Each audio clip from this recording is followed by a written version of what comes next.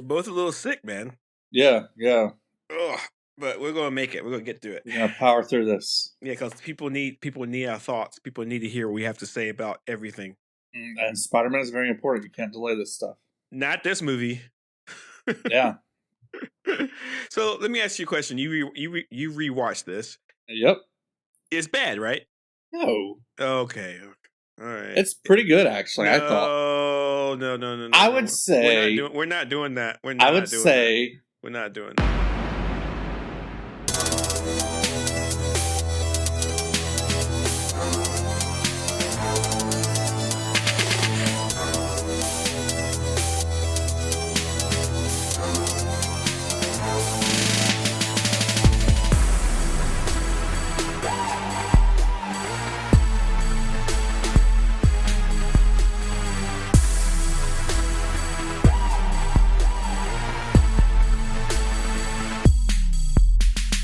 I bet that I enjoyed this more than a quarter of the MCU.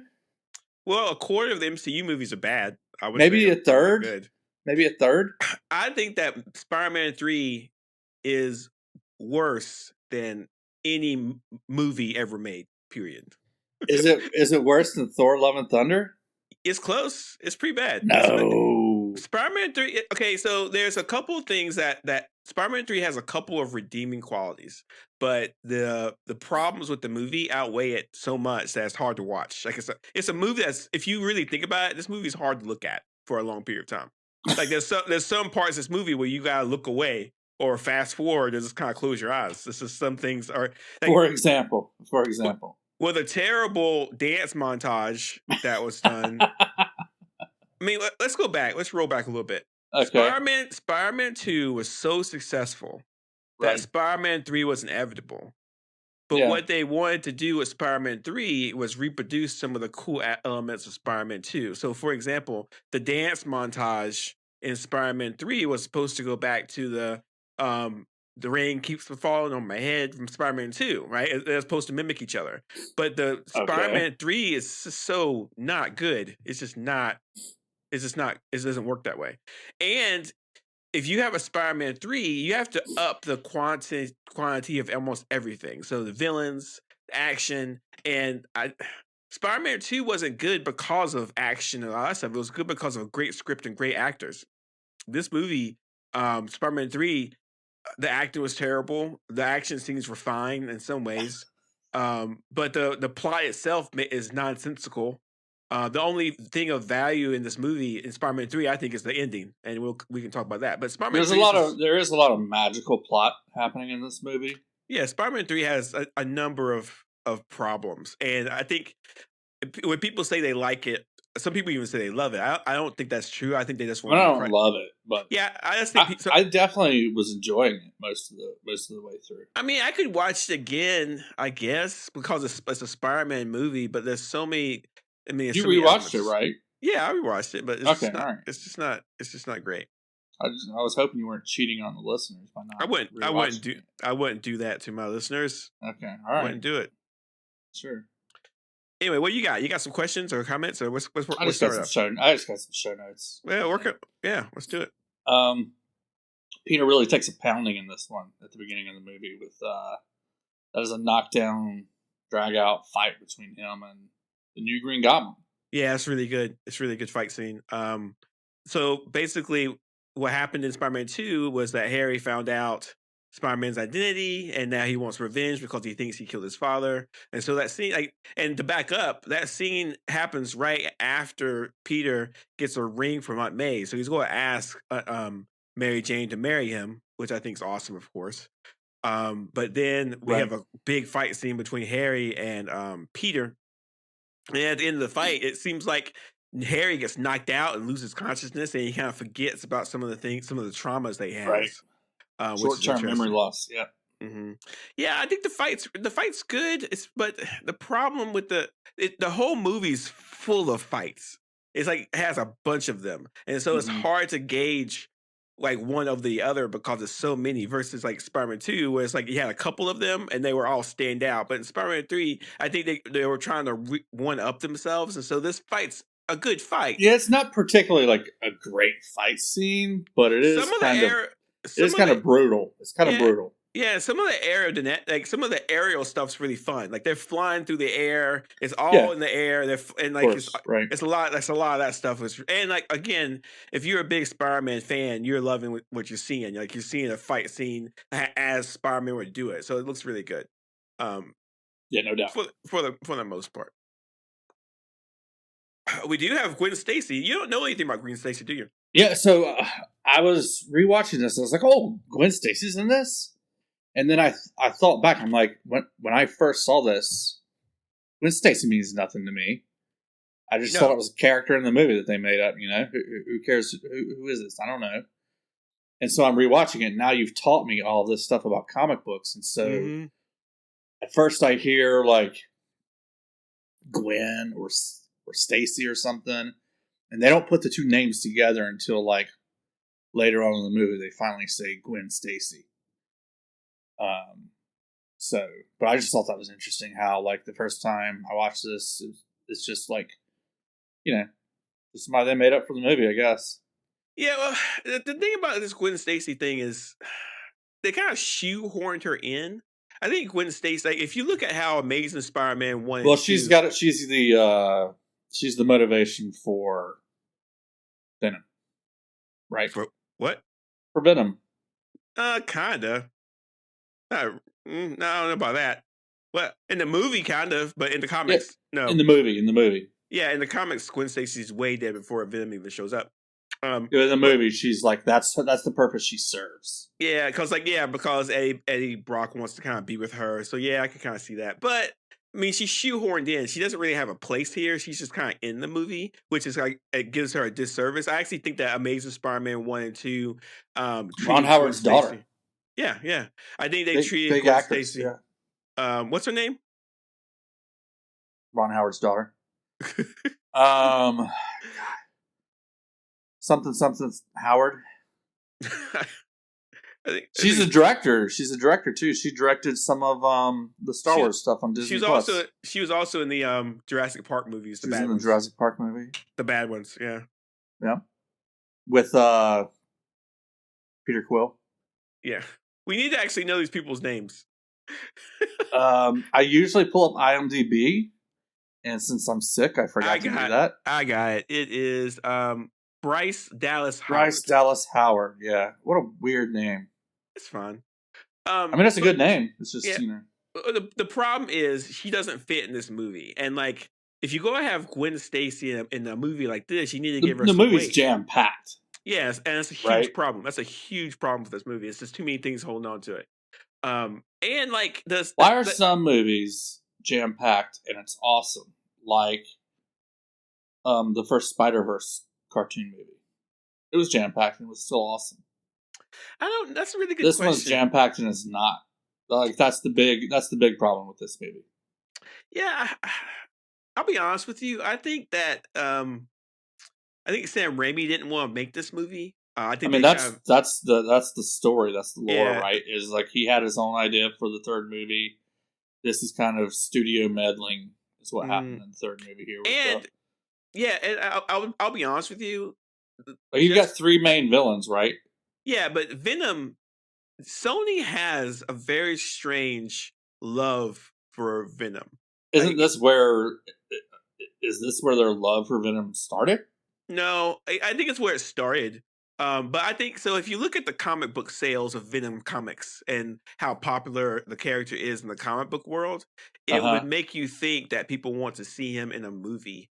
And Sony will do everything it can. They were probably just like looking at the numbers and like, hey, who's the most other? I mean, we got Spider-Man out of his world. Who's the most popular? Venom. Oh, it's Venom. We're definitely putting Venom in the third movie. Yeah, but I'll be honest with you. I'll be honest with the listeners. Venom does not translate very well to film. He doesn't translate well in a couple of different ways. First, he doesn't translate well in the story. So Spider-Man originally got the Venom costume on a world called Battle World during the Secret Wars storyline. And there's a whole bunch. Yeah, I know, but there's a whole bunch. Stupid name. I know this, but there's a whole bunch of backstory that Marvel has created. It's not Murder World, right? Because Murder World is one of the areas in Marvel Snap. That's actually a different world, yeah.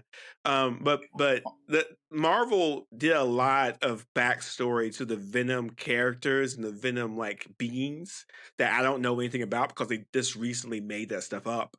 But back when he was originally created, it was just a symbiotic costume that Spider-Man got. The cool thing about the symbiotic costume is that it was a black and white costume, so it's an iconic black and white costume that I love. I love the black and white Spider-Man costume. I love it. I think it's so like in the comics, is the Venom Spider-Man costume, is that something that you could store separately in your closet from your regular Spider-Man costume? This symbiote costume could do a couple of different things that they didn't do in this movie, so I'll explain to them. First, it could simulate clothing. So it could actually turn to different kind of clothes, no problem. So you wouldn't have to wear anything else. It would just simulate that.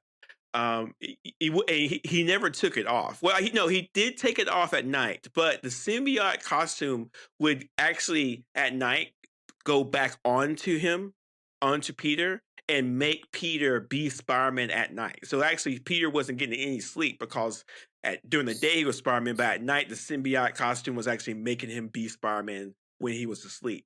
Oh, okay. So yeah, I assumed it was more of like some kind of an organism that took over his Spider-Man costume, not like it's a separate thing that would be in his closet like in this movie. Well, it's a separate. Yes, the movie actually kind of portrays it pretty well. It's a separate entity. It's a separate thing. It's a living organism that he would put on his body. But like, do you remember the scene that I'm talking about where he's like deciding between the Venom costume that's like in a suitcase or something, and then the Spider-Man costume that's hanging up in the closet? So that's comic book accurate. Yeah, very much so. Mm-hmm. Okay, all right. That seemed weird to me.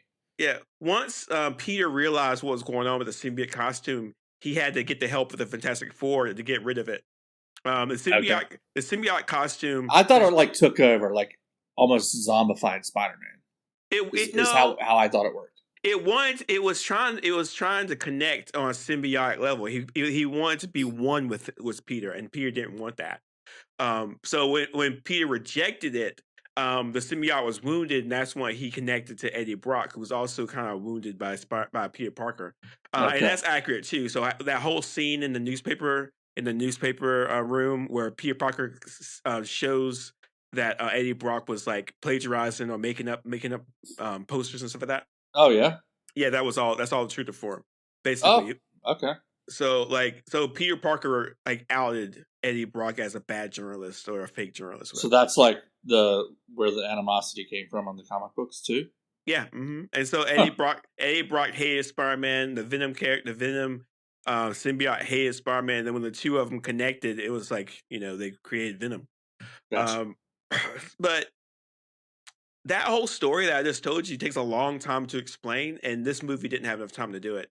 Yeah, so in this movie, this is one of the magical plot things where Peter Parker and Mary Jane are like they're making out in a spiderweb hammock, and then all of a sudden a meteor hits just a few yards away from them, and that's the Venom meteor.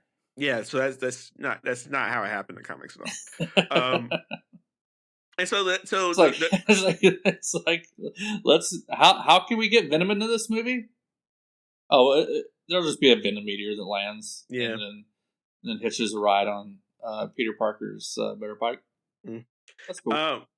But at the end of the day, there's too much backstory to tell the Venom story correctly. And to be honest with you, I don't think a movie can ever really do it justice. It's too nuanced. And plus, I don't think the Venom character is that interesting, to be honest with you. I think that some fans really love him. Because Todd McFarlane kind of made him famous. Todd McFarlane drew Venom and made him like super like recognizable, like the teeth and the tongue and the whole thing that came from Todd McFarlane. Do you remember what that really bad movie was that he did a long time ago? Spawn? Yes. Yeah. Oh, that was horrible. Okay. Oh yeah. Well, that's how it is. That's Todd McFarlane. He's good at what he does, but also pretty terrible. Good at the visualization. I have a lot to say about Todd McFarlane. I won't get to it. But the whole point is like Venom does not translate very well, and I know people like the Venom movies that came out like recently, like the last two, but I don't want to watch those. They don't look interesting to me. Like nothing about the Venom character I find interesting. I like the idea of the black costume. Well, like you said this before, like what's the point of Venom without Peter Parker? Exactly. So at the end of the day, I think this Spider-Man 3 is the best they could do with the Venom storyline.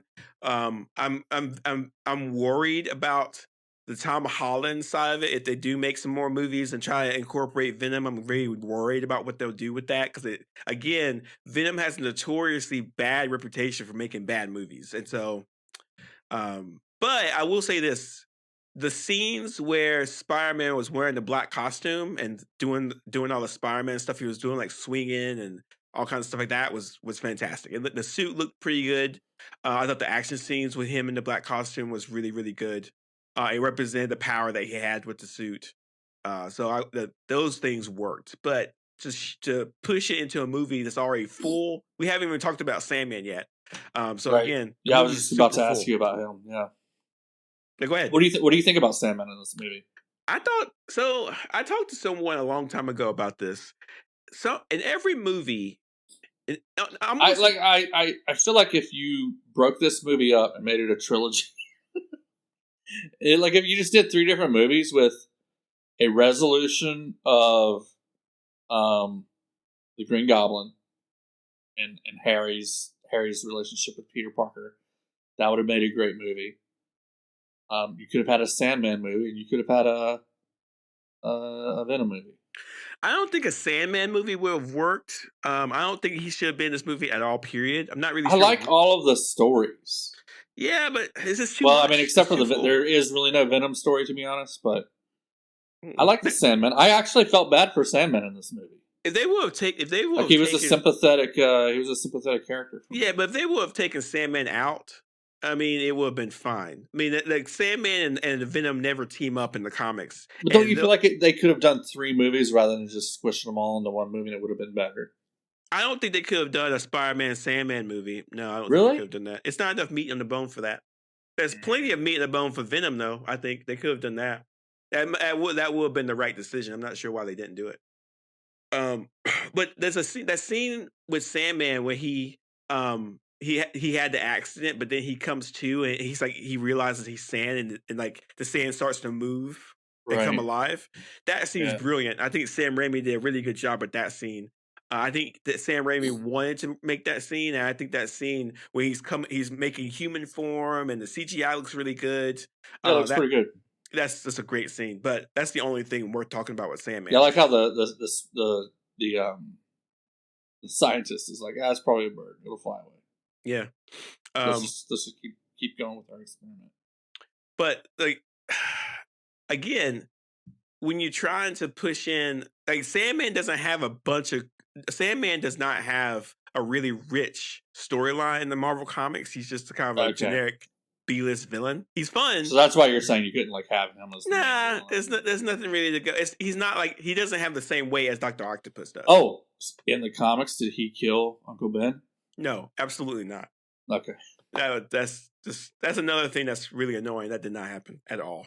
Well, they had to they didn't have to, I guess, but I guess they needed to have a reason for him to be a villain of Spider-Man in this movie, and that's what they came up with.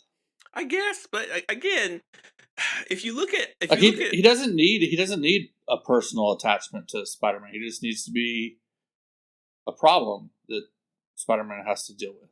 You know? Well, I mean, again, if you look at Spider-Man 2, Doc Ock and Peter Parker did have a relationship. And so again, I think they wanted to kind of mimic Spider-Man 2's success, but it just didn't work out. That's one of the things that I like about Spider-Man. It's not always a personal relationship. Sometimes he's just dealing with crooks. Yeah, that's the way it looked. That's the way the comics kind of dealt with it in the 60s and 70s. But in the early 2000s, I liked the idea of villains having more depth. Like I like the new Goblin. Goblin a lot. Sandman could have had depth. I mean, the reason I felt bad for him was because it's basically, because of the American healthcare system that he had to turn to evil. Yeah, you know, I felt really sorry for him. Like he's doing all of this for his daughter. Yeah, but at the end of the day, the movie didn't give him. I think the action scenes with Sandman look really good, but it's just too much. It's just too full of stuff. Yeah. What else here? What about Harry? You what do you think of the story in here? I thought it was really good. No, the new Goblin, the Green Goblin, Harry Goblin stuff was great. This is really good. Okay. You said you started that sentence with no. I was about to jump out of my seat. It worked out really well. When the movie works the best is when it's dealing with the Goblin aspects of it, because it takes stuff from 1 and 2 and then finally finishes up at 3. Right. Yeah, I think that should have been the third movie. Yeah.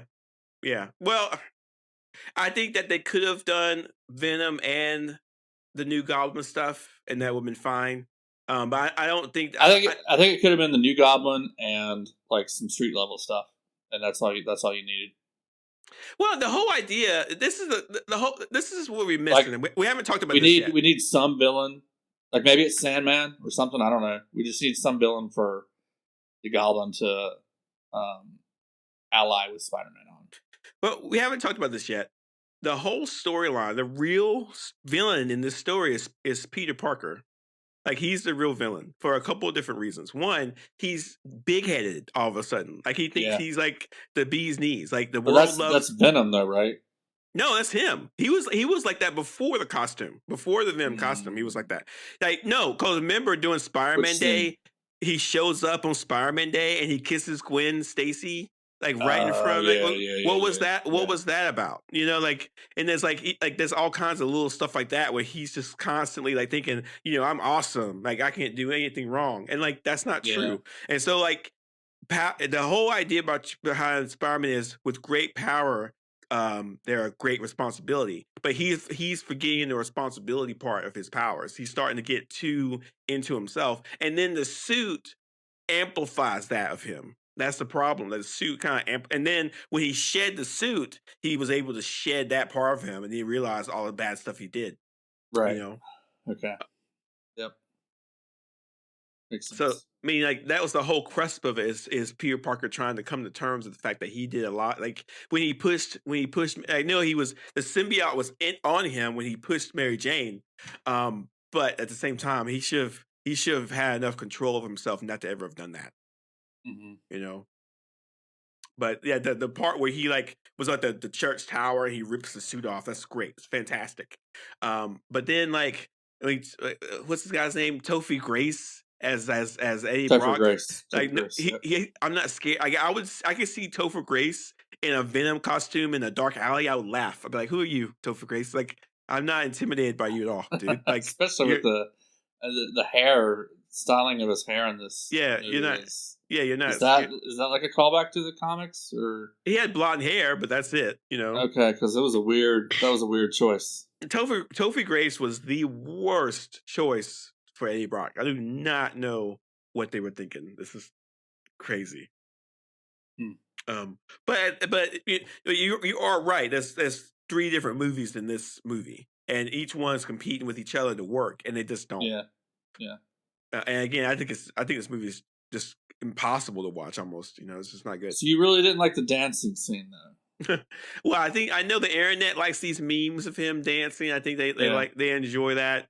But I mean, I don't really need to see this. What I loved about the dancing scene is, I mean, this is Venom kind of taking over Peter Parker. And what I loved about it is just everybody else's reactions as he's doing it. Like they are as incredulous as we are that he's doing this stuff in the scenes. They're like looking at him like, "What are you doing, you lunatic?" That's what I really enjoyed about it. Yeah, I didn't enjoy anything about it. So I mean, even some of the stuff he was saying, like he was saying like old 1950 jargon in some ways. Like it was just very. Did he say stuff during that scene? And there was even an extended dance scene with him and Gwen Stacy. So we had the regular dance scene, but then we had an extended dance scene where he was trying to make Mary Jane jealous. You know, I was like, what are we looking at here? Oh, that. Yeah, right. It was just there's so many bad, there's so many bad, and then the final fight was not good either. It's not just terrible, really, really bad. Can you do a synopsis of the final fight? Because to be honest, yeah, I think it was so much of a mess. I kind of forgot what happened. No, I don't know if I can. Okay, I'll try. Okay. So Venom kidnaps Mary Jane in order to get Spider-Man to show up to fight him and Sandman. For some reason, Sandman met Venom and thought this guy seems like Venom approached Sandman and he's like, "Hey, we both hate Peter Parker and Spider-Man, so let's." Yeah, but I don't get it. Like, why does Sandman hate him? I don't know. Sandman doesn't really have a reason to hate him. I guess because Spider-Man stopped Sandman from robbing banks for a while. I suppose. I don't know. It's just not good. Yeah, that's what I was like. As is it Eddie Brock? As Eddie Brock is saying that to Sandman in the movie, I'm like, what reason does Sandman have to hate him? I mean, I know there is some entanglement, but there's not like a reason for him to hate him anyway. Anyway, so and it's just weird, awkward. So anyway, so Spider-Man shows up. There's a big American flag that he kind of swings by. That's I thought that was a little over the top. It's way over the top. And then Spider-Man shows up and fights Venom and Sandman. And then just when you think Spider-Man was going to die, Harry shows up and helps him fight. I thought Harry's fighting was better than Spider-Man's, to be honest with you. But then Venom kills or stabs Harry, and then Peter finally beats up Venom and traps him. So the very end where he has those steel beams and he's making that sonic noise, that's accurate because Venom has two weaknesses: fire and sound, really loud, supersonic sounds. So that was actually accurate. Okay. But and then Harry dies and Sandman says, "Hey, I'm sorry, I killed your uncle," and then Peter says, "I forgive you," and then Sandman floats off, and the end. I kind of. I liked that scene. I guess that Sandman he just floated away and went to go help his daughter or something. I guess. Sorry, I had to blow my nose. I don't know where Sandman went.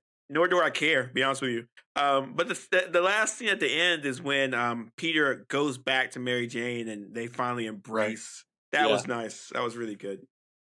I tell you though, rewatching Spider-Man 3 and seeing Spider-Man No Way Home really makes me want to see a fourth Spider-Man with Mary Jane and Peter Parker. They've been through all this stuff from Spider-Man 1 through 3. In 3, they finally found each other. There, no more games. There's no more back and forth. There's just like a couple from Spider-Man 3 up until whenever Spider-Man 4 happens with like the current, Tobey Maguire and God, what is her name? What's Mary Jane's name? What's Kristen Dunst. Kirsten Dunst. Yeah, I really would like to see that after rewatching this movie. I mean, Spider-Man. I think Sony should do it. Spider-Man 4 could have some interesting potential. This movie came out in 2007. How do you say it? 2007. So and it's 2023 now. So how many years is that? A lot. Like 14? Is that 14 years? Wow, it's 14 years. And so there is a storyline where Mary Jane and Peter have a baby, and she has spy powers. There's a Spider-Girl storyline there somewhere. And you don't have to do that, but whatever. I would love that. I would actually love to see that. I'm fine with it, but you could do that. You could do something else. But I just want to see. I want to see older Tobey Maguire Spider-Man. But I don't know if we want to see. Kirsten Dunst MJ. I don't know if we want to see a 40-year-old Spider-Man. I do. I do want to see it. Everybody loved the older Spider-Man in Across the Spider-Verse or whatever it was called. Yeah, I mean, yeah. I kind of feel like Sam Raimi had his time with Spider-Man. and they're done. Well, like I said, it doesn't have to be Sam Raimi.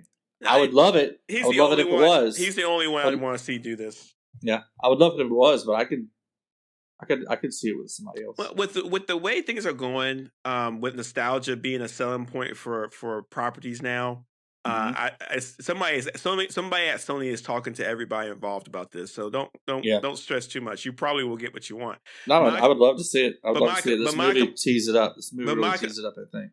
My complaint though is nostalgia is only good for like 5 seconds. Like I think that Spider-Man. Oh, come on! No, you love No Way Home. Yeah, No Way Home was great because they did a really good job with it, and and we didn't get the nostalgia factor until the very end with the 3 Spider-Man. But it was designed for that. I think that if we keep doing it, it's just gonna get old after a while. So I mean, yeah, I would go see a Spider-Man 4 with Sam Raimi and Tobey Maguire and Kristen Dunst. I'd go see that, but I don't know how good it would be. I'd be much more interested in developing more Tom Holland Spider-Mans doing new stories. I'm down for that. I'm down for both. There's so many really good Spider-Man stories that no one's even heard of. Sling your webs into my veins. But there's a lot to offer, and I kind of feel like instead of like going back to other stuff, just chart new territories. Yeah. But I'm definitely in the minority on that. Most people like to go back to different stuff, which is fine. It's fine. Yeah. That's one of the problems with Venom is like people kept going back to him in the comics over and over and over. He's got overused, and that's why he's kind of burned out in different ways. Anyway, that's Spider-Man 3, everybody. I hope you enjoyed it as much as Mike did. I know I didn't enjoy it at all. Yeah. It was enjoyable. Yep. Are you ready for some news you can abuse? You know it. All right. The new Captain America starts filming soon, probably next month in March. Cool. So that's good Who's news. Captain America, by the way? Sam Wilson. Oh, okay. Right. Yeah, you know who Captain America is. It's not Steve Rogers? No, he's dead or old or something. I don't know. It's Anthony Mackie. Sam Wilson. This will be Anthony Mackie's movie, so I have to carry the whole thing. There's some interesting things that came out of this. So first of all, apparently antimantium is going to be a plot point. Mike, do you remember what antimantium is? I do remember what antimantium is. Snick. It is Wolverine's claws are made of antimantium, and his skeleton, or at least parts of it. His skeleton is coated with antimantium. Very good. And I mean, there's and in the comics, at least some version in the comics, Captain America's shield is antimantium and vibranium and steel. Mm-hmm. Right? Yeah. Yes. Okay. Yeah, it's an alloy. Yeah. So we'll see how that goes. That could be interesting. Yeah, I don't like the idea of the Red Hulk showing up, but what? Yeah, there's a rumor that the Red Hulk's going to be in this. Yeah, I don't like the idea of the Red Hulk at all. Yeah, mostly because I don't like the idea of the Red Hulk, but this is me. New Guardians of the Galaxy trailer is live. I watched it again. We got a couple of new things, but it definitely feels like all these characters are going to die. Which it is what it is. I don't know if they're going to die or not. We'll find out. It doesn't seem like a hopeful movie, you know. So yeah, it looks great though. It looks like it's going to be closer to the levels of Volume 1 than Volume 2. Yeah, there's something about these Guardians of the Galaxy movies that makes me a little nauseous. I think it's the colors or something. I don't know. I watched the trailer. I was like, ugh, I'm just kind of a little seasick. Man, I liked it. I liked it a lot. I thought it looked really good. I'm ready for it. This is something that I think everybody should have on their radar. Is the new Flash movie, and this movie is really, really interesting. I don't have enough time to talk about it right now, but the storyline is Flashpoint. Where the Flash goes back in time and changes something, but they did this in the CW series, right? They did this, yeah. But originally it was from the comics, but once he did that, it changed the entire universe. Like in the comics, it was actually a huge big deal because it reset the DC comic universe, and it looks like it's going to do the same thing for the DC movies too. That's what James Gunn is saying. James Gunn is saying the Flash is going to reboot the DC universe. Yeah. Which is really interesting. Like, The Flash has been in development for a very long time. Was basically done before James Gunn was ever, in control of DC. And now it is the movie that's rebooting the DC universe for James Gunn. So, like, how much tweaking has happened to this movie in the past 6 to 4 months? It's got to be a lot. Yeah, this movie's either gonna be really awesome or it's gonna be a disaster. So we'll just have to wait. Just gotta wait and see. I'm probably gonna. What do you think of the trailer? I thought the trailer looked kind of good. The trailer was very exciting. I think it was great. Yeah. The guy who plays the Flash, he had a lot of problems in his life. Yeah. So we'll see how that goes. But overall, I think that competition's good. The Michael Keaton, he's back. He's Batman. Yeah, that's gonna be good. The Flash movie. He looks good. He looked pretty old. The original Batmobile is in there. That was super awesome. And again, this is a side note. I'm not a big fan of nostalgia. I'm not a big fan of it. I think it's cheap. I think it's an easy way to make money. But that's what you're gonna get with this. So get ready for it. You're gonna get a lot of nostalgia, lots of it, and that might be the next thing, the thing we get for the next 10 or 15 years when it comes to like movies. It's just, let's go back to things that worked and redo them. But, right. Well, whatever. I would much rather spend time making new stuff. That's just me. Yeah. All right. What's up next? Yeah, Ant-Man and the Wasp, Quantumania. Quantumania. Hmm. I'm so looking forward to that movie. Yeah, I know, man. I always have fun when we get to watch these movies because I get to go by myself. I get to get popcorn and soda and just kind of like have some me time. So that's mostly what I'm looking forward to. Right. Well, I think it's going to be a great movie. I hope so. I think it's gonna bust the doors open. Everybody that's been like, why isn't the MCU like intertwined? This is where all those tentacles are going to start showing up, I think. Yeah, I hope so. All right, so hey, Mike, how can people listen to us talk about Ant-Man and the Wasp when it comes out next week? We are on Mastodon at Super Sideshow. We're on Instagram, YouTube, Reddit, and Twitter. What's Twitter? We're on all those. We're Super Sideshow everywhere. Look us up. Hit us up. Also, hit the share button. Do it right now. Share us, follow us, subscribe, rate, review, thumbs up, give us all the stars, do all those things, and watch the Quantumania movie and tune in next time to hear us talk about it. Yeah, so a lot to talk about, guys. I'm hoping that the trailer is only showing us some stuff. I noticed in like between different cuts of the trailer, they're using the same lines of dialogue to mean completely different things.